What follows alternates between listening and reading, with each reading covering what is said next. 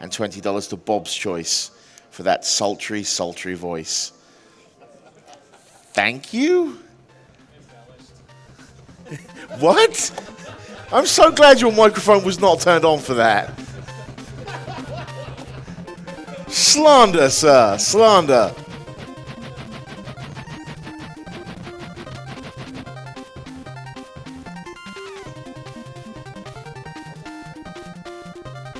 Sylv goes $5. Sylv gives us $5. Says, Bob on the microphone, Team Poor, Life Choices on the couch. This is a little slice of heaven right here. Thank you, Sylv. And with that, I think we're ready to get underway. All right. So let me hand it over to the guys. Get ready to go.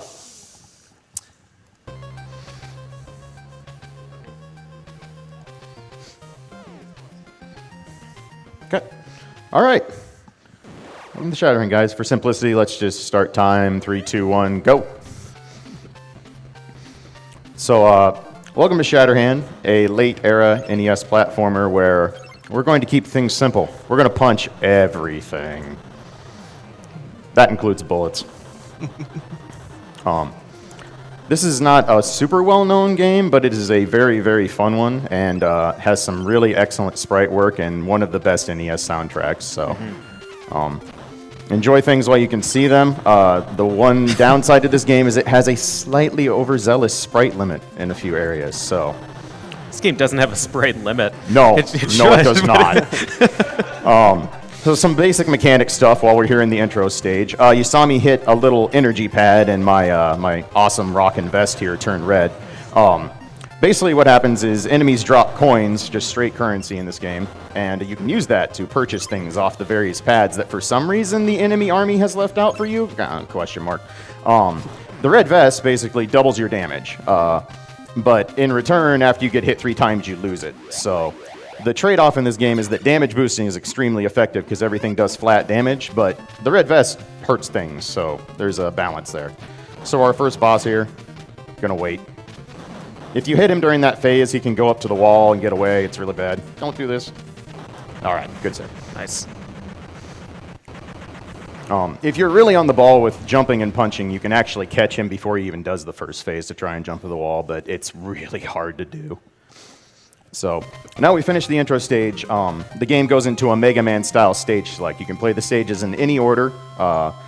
For the speed run, there's not particularly a stage order that makes things faster or slower, just because you can adjust your power-ups for how you collect them to make it work. But we're going to go to the stage that is every speedrunner's nightmare, because there's a particular boss in here that's going to have a few words to say to me about how this run's going to go. Oh, you're going to have some words for him, too. Yeah. I'm sure. Most of them are not stream appropriate. So, the first stage, you didn't see me do any damage boosting. It's not really required.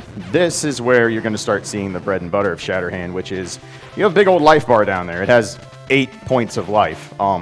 Literally everything in this game does flat damage, 1. And there are no instant death pits, instant death hazards in this game, so most of the time the fastest way to navigate through things is just to flat out damage boost through it. So you're going to be seeing that a lot. Especially because this game is nice enough to provide you health refill pads. So this little first aid thing here costs $300. Bam, we're back to good. Mecha Zangief, don't do it. Thank you. Nice. Nice. He was thinking about it. So next mechanic, fences. There's a nice skip here. You can, instead of going around, see I'm going to recollect my red vest.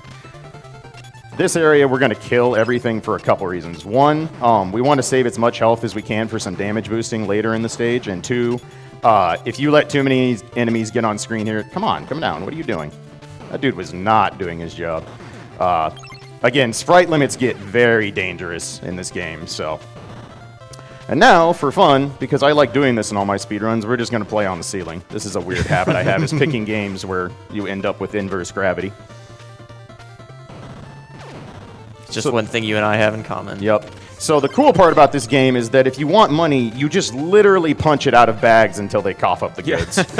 And you'll notice you have 2 punches. You have the jab, and after you throw enough jabs, you start throwing haymakers. And haymakers do, in fact, make the bags cough up even more money.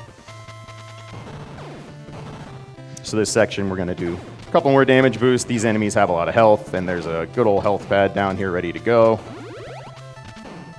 Do you have iframes after you refill health? You do, Yes, you for do. the entire animation, actually. The Yeah. less health you have, the more iframes you get. Nice. Yeah, that's handy. So in this section, gravity can be inverted at will. If you do a full jump, you transfer from top to bottom and vice versa. If you do a less than full jump, you'll stay on whatever plane you were when you jumped. Gonna grab our red vest here. And welcome to the boss that makes speedrunning this game a nightmare. We call him Grabby Jerk. We'll see what he wants to do, but there's a good chance we'll be here for a while. This boss is completely random. Oh, no way. Oh. No way. Uh-oh. You chose poorly, sir. Wow. Goodbye. Okay. All right, fine. You'll get yours in the refight. Yep. No, this is... I hope you all enjoyed that RNG. It's about to go real bad Yeah. now. I hate you so much, by the way. So Wow. that boss can literally just fly off, be off screen, do attacks that stick you to the ceiling where you literally can't hit him. That is the absolute best pattern that fight can give, hands down. I have literally had him cost me a minute and a half by just all over screen. Yeah, first punch, he flies off screen, and 30 seconds later, he comes back. You wish you could get a punch off him. He's like, nah, I'm out of here. So this section is probably one of my favorites that I routed, if I do it right. It's a lot of enemy avoidance because we want to keep the red vest to kill these little pods quickly. And there's an important semi-RNG drop at the end of this section, but it's frame timer based, so if you get there in similar time, it usually works. But since we got Gravity Boss RNG, nope, we did it. Okay. Wow, okay. So most of the drops are fixed in this game. When you punch a box and get the power up out of it, you almost always know what you're going to get. However, some of the money bags change based on frame situations, and occasionally it's just a grenade that blows up in your face. So they get tired of you trying to extort money bags with your fist and get, blow you up instead. So this is another section we're going to do a whole lot of damage boosting, because free health. Not free. I mean, we do have to pay, but, You pay with the money that you beat out of the other enemies. Exactly. Seems like a fair trade to me. Yeah. I'm all right with it. I mean, if somebody wants to teach me in real life how to punch a bag and get money out of it, I'm more than willing to take lessons. Can grab the red vest. Yeah, good shot. Well played. Gatekeeper. Oh, that's fine. This boss is pretty trivial. We just want at least one tick of the red vest to deal with him. So, 2 forms. The first form's not very effective. He just kind of turns away.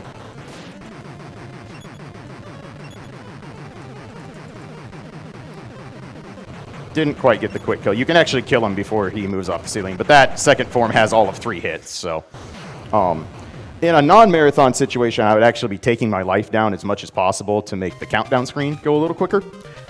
It's actually extremely easy to create double KO situations in this game because your death animation lasts forever. Hopefully you don't have to see that during this run. If you're going to, this is the stage to be the most likely culprit, however.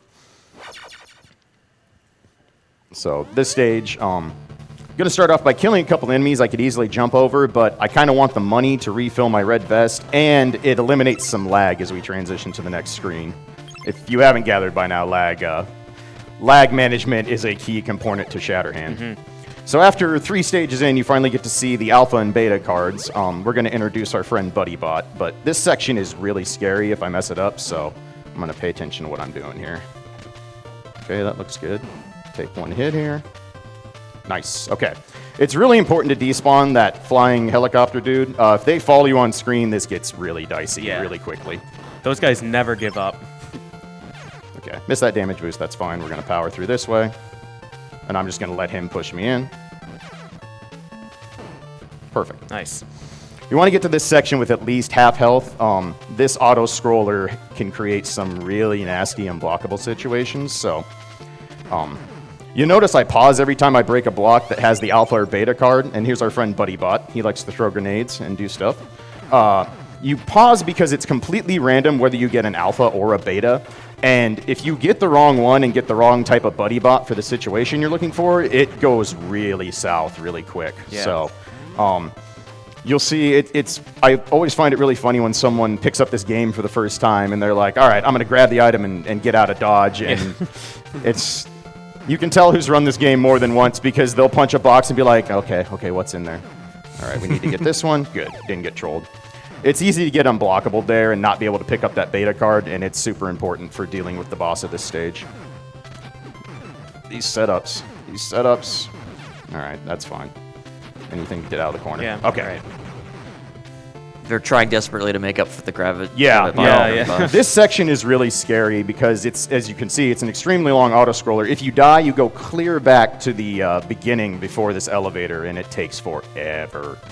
And it wouldn't be so bad except for the falling missiles are completely random, and you can get yourself in situations where there's just nowhere to go. When the missiles explode, their hitbox lingers for an extreme amount of time. And the bot actually makes their hitboxes worse, Yes. too. So BuddyBot can both hurt enemies, like he actually gets... Okay, that's not cool.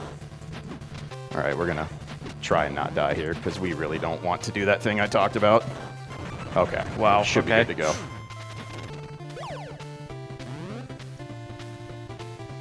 Just have to not die in the very last section of platforming here, and we're good to go.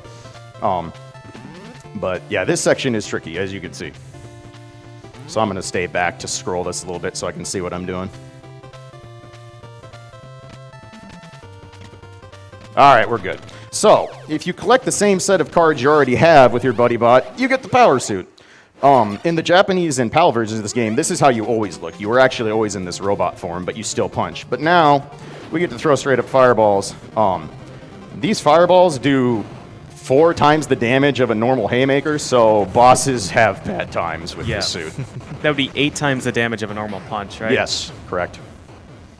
So that boss especially is a nightmare because you have the same auto-scrolling thing going on, and he is not a boss that you can really manipulate or has any good way to avoid attacks, so you're completely invulnerable while you're in the robot suit. You just have a timer that counts down, and once it goes to 0, you fall out of the robot suit. You do lose a bit off the timer every time you take a hit. It's kind of weird how much it determines how much timer to take off. It doesn't seem consistent. Yeah, I never was able to figure that out. So this room, we're going to start off with another damage boost because we want your money. Thank you.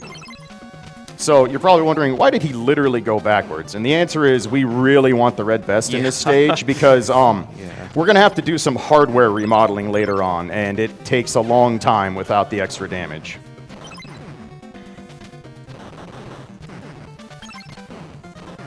Gonna get these guys out of the way. Nice. So up until very recently, we only corrected beta bot because grenades are really good, but the guy who has the best time in Shatterhand now, Tarbash, has recently done some pretty impressive and aggressive rerouting and discovered that the boss in this stage is really, really easy to kill with the sword mechanic bot. So we're going to switch it up for this run. This is why I wanted the red vest, this section. These fans without the red vest take 8 hits, and as you can see, you can't rapid fire punch them because you'll get pushed away. I'm also on ice, by the way, so it's fan plus ice mechanics in an NES game. Always a good combination. Yeah, if you punch them while you're on the ground, you get launched back into the spikes. Yeah. Yep. So, the nice thing is, fans are apparently rich, so we are completely reloaded on cash and ready to go for the rest of the stage. Nice pattern with the Yeah, that was a missile. really great shot. Yeah, no, he came to play. I respect it. All right, so we're going to refill health, grab ourselves a beta. Getting fairly good RNG on the cards, actually. I've definitely had runs where every single card spawn was not the one I wanted. Yeah, your PB was every single wrong card. Yep. Jump out of the way. All right, Sword Butt, come and join us. So this boss is pretty trivial if you get him stun locked. If you don't have a buddy bot, I have never actually beat this boss just with the punch. It's pretty nightmarish. Let's get you set up. That looks good. Except my A button doesn't want to work and jump.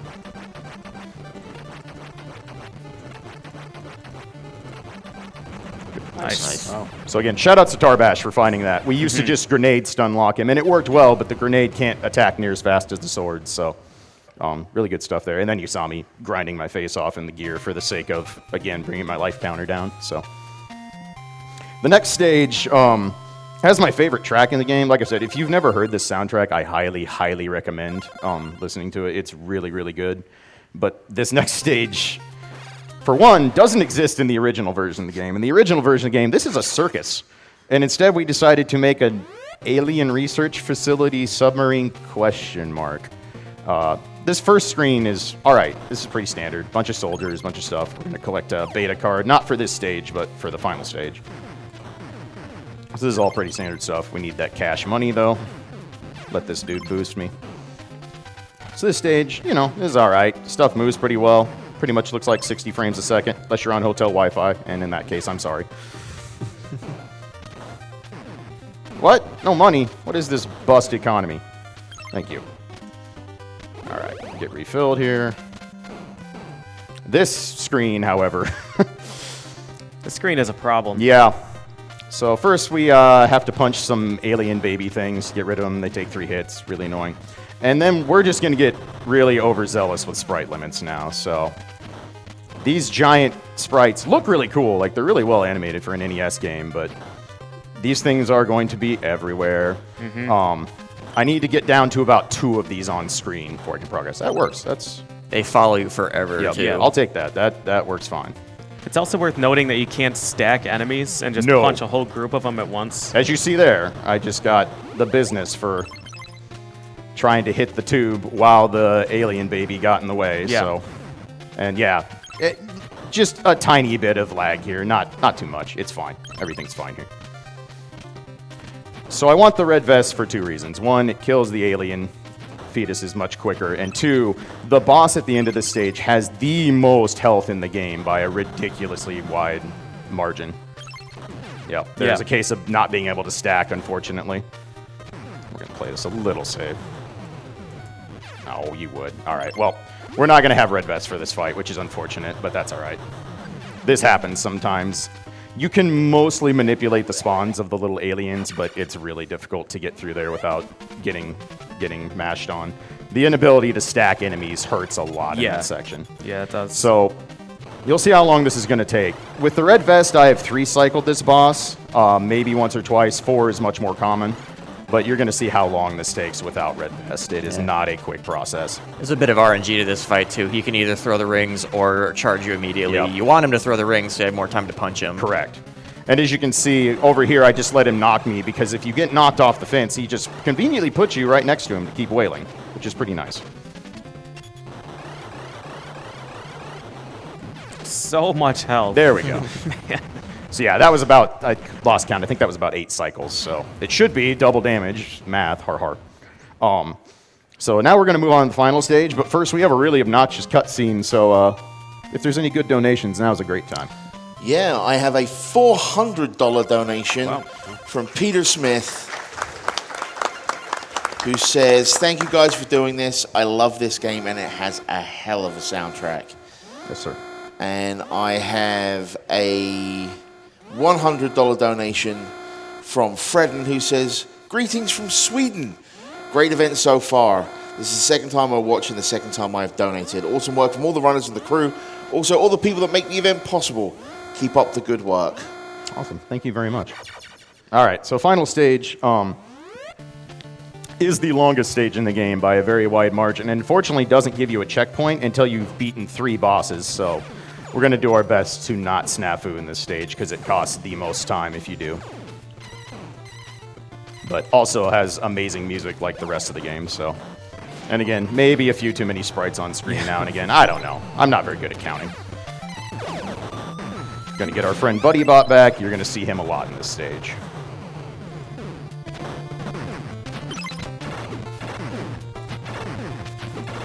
Perfect.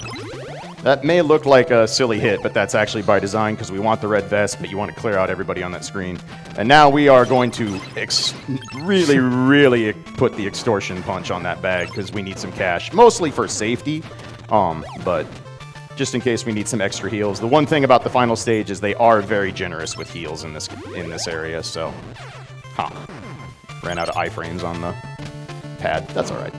Nice hit, Mega Yeah, Zengi. that was well placed. That's why we got the safety cache.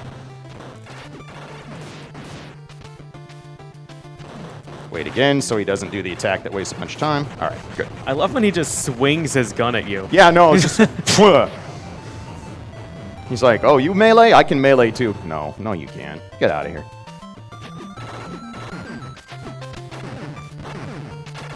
And also, if I didn't explain earlier, just because I have the red vest does not actually increase Buddy Bot's damage. His damage is fixed no matter what state you are in. Grab that. So if you haven't gathered by now, the name of the game in the final stage is Refights. And you might be able to guess who gets to make an appearance here at some point. You gonna come over? No? There we go. This jump is the most obscene thing in this game. I got it first try, but the positioning for that is extremely rude. Yeah, it's an awful, awful jump. So we're gonna go ahead and grab our power armor again, because our friend the samurai is back.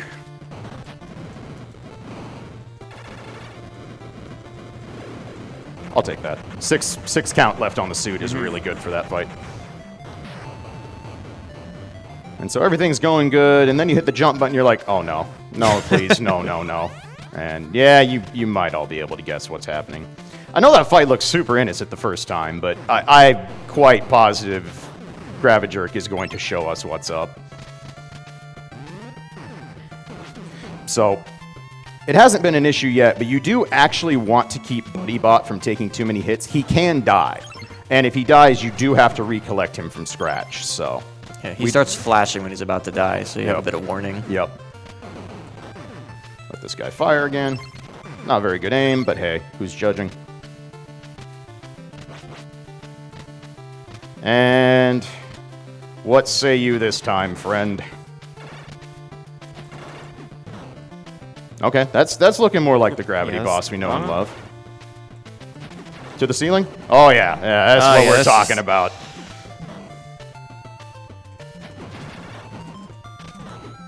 No, don't hit him there. Don't do that. You don't want to put him in the wall. It's really awkward, but because there's almost no way to manipulate this fight, literally the fastest way to go about it is you just basically try to coax him into doing that attack right there and wail on him from there. Nice. We'll take that. We'll take that. I have seen infinitely worse. Oh yeah, for sure. I've seen you lose a minute on top of that. Yep. So we're going to let BuddyBot take a little vacation here. We don't need him for the moment. And now we're on the final climb. No sea urchin. Not today, please. Good. You stay down there. These jumps get incredibly tricky. And if you miss one, you're pretty likely to fall 3 or 4 screens Yeah. down. Yeah. Yeah, this climb is tricky, so forgive me if I'm a little quiet for the moment. Hey, BuddyBot's back. Welcome back, friend. Yep. Yeah, The there combo we are. videos. There we are. That was a case of the transition for when BuddyBot comes on screen actually causes a little bit of input delay. I didn't like that bullet, so we decided to get out of dodge. Really? Good stuff, me. Good stuff. That's fine. We'll get back on track here. Probably will take the safety health at the top now just because BuddyBot's taken a little bit of damage. We'll see. Okay, let those go by. The patterns are all backwards now because of my snafu, but okay, we should be fine. All right, and time for final boss. Final boss is not terribly difficult, but how quickly he goes is very pattern-based. If he hooks you up with some good patterns, it's pretty easy. So, he's like, I have my own bot, let's go! He didn't collect 6 cards, cheater. So what we want him to do is throw this projectile multiple times. This is good. More of that, yes. Okay. All right, we'll take the shoulder tackle. We deserved it. Yeah, get ready on time, by the way. Nice time. Nice.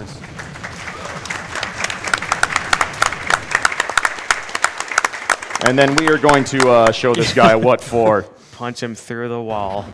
Maybe lands on the warhead, we're not sure. And so the only drama left is now stuff's going to explode, and the problem is the debris that falls can actually kill BuddyBot. So if you're a big fan of Save Kill and wanted to donate for this, you probably shouldn't have, because usually he dies. Let's see. One time for the marathon BuddyBot. Nope, come on. We believe. Maybe. That one didn't hit him? The long ones can't hit him. I don't know why. That's not good. Come on, Steve, get him out. No. Yay! Nice. Did it. So, Yeah, that was Shatterhand. I'll take a deathless run in a marathon any day. Yeah, so. that was a great run. And your time was 22:58. The 22, wow, okay, and that was with the awful fall at the Yeah. end? Yeah. Sold, super sold. So, all right, hope you guys enjoyed. Thank you very much. It's always it's an honor and a pleasure to get to do my part for these things. And now we're gonna let PJ do bad things. We So, have a bunch of donations for your choice as well. So when you get a second, whatever's up next that needs met, put cool. it towards That's that. the invisible bike control. Yeah, absolutely. Yeah. Put it towards that. Yep. So, thank you Sounds again, good. guys. All right. So while we're switching over, I'm going to power through some of those donations that we got for Klaige. Let's hear it one more time for him.